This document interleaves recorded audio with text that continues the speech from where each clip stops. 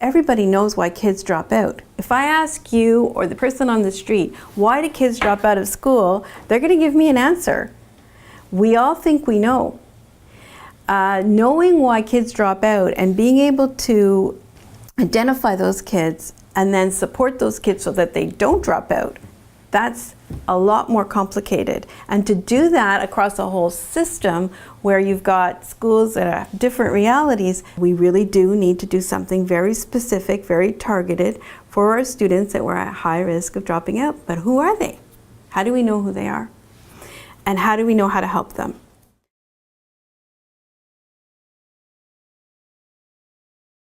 We wrote it into our partnership agreement, forcing us to look at this big question.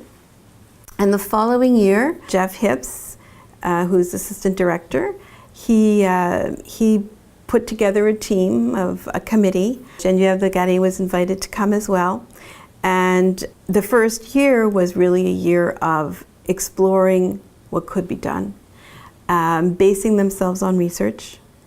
And I attended some, but not all of those sessions. The committee really worked very, very hard that first year in figuring out a plan. And I was frustrated that it was taking so long.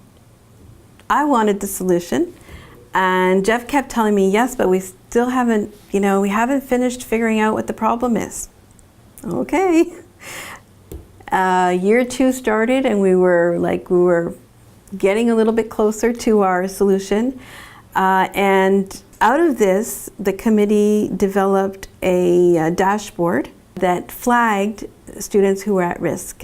And a simple to use tool that was developed and was really based on the research. What are the factors that would create a situation where students are very much at risk?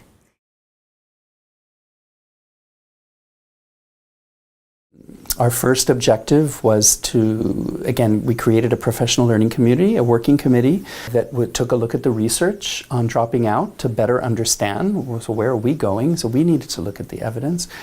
And our concrete objective is by the end of our first year, we wanted to have developed a digital tool that would help the schools flag names of students who demonstrated characteristics of those in the research identified as dropping out.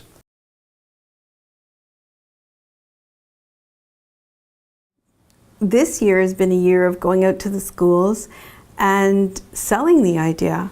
And often schools are doing parts or even all of what we're talking about, but not necessarily in a very systematic way, and not perhaps as completely as what we're suggesting. And we're developing a system that is board-wide, that no matter where a teacher will go or where a student will go, they'll understand what the dropout prevention plan is about. And that's our implementation phase that we're in right now.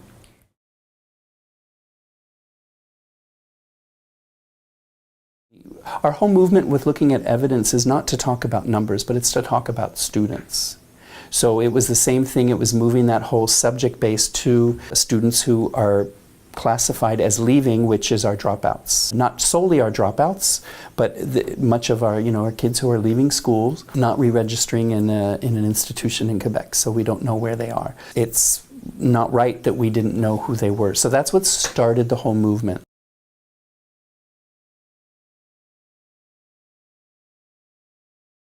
Dropping out is a process. It's not something that somebody decides to do the morning that they decide to not go back to school. It's a process. So the grades start to fall. Absences. Absenteeism is a great indicator. A student who has repeated is also an indicator. So we looked at age compared to grade level. If a student has special needs, we looked at IEPs. The other thing that is a little bit harder to identify, and that is delinquent behavior. So we have this flagging system now, so what do you do with it? So the idea was to develop in each of our schools a dropout prevention team that would be responsible for setting up a mentoring plan in their school. So really it's not peer mentoring we were looking at, but really adult mentoring, to have teachers making a connections. We've allowed for latitude in terms of, and flexibility in terms of how different schools will operate that, but we have a consultant who's supporting it and making sure that we have a team up and running in all of our schools, so that by the end of the year we should be able to produce a list with names. So we should be able to know by the time the ministry produces that data that we have actually the names of the students.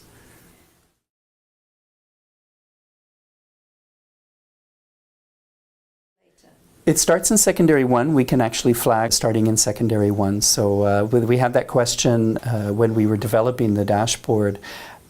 Where do we start? Where do we, because some people will say, well, you can pretty much predict kindergarten is a strong predictor of student success. We had to start somewhere, so we decided to start our flagging system in secondary 1.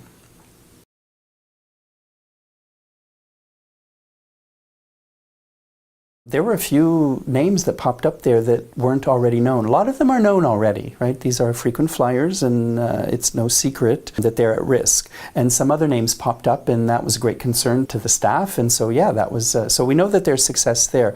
In terms of the mentoring, again, it's early to say that we have actual data, but the anecdotal comments from the mentors are, yeah, well, they're coming back. They've kept them in school a little bit longer, and they're not out of the woods yet, so to speak, but they are noticing positive results.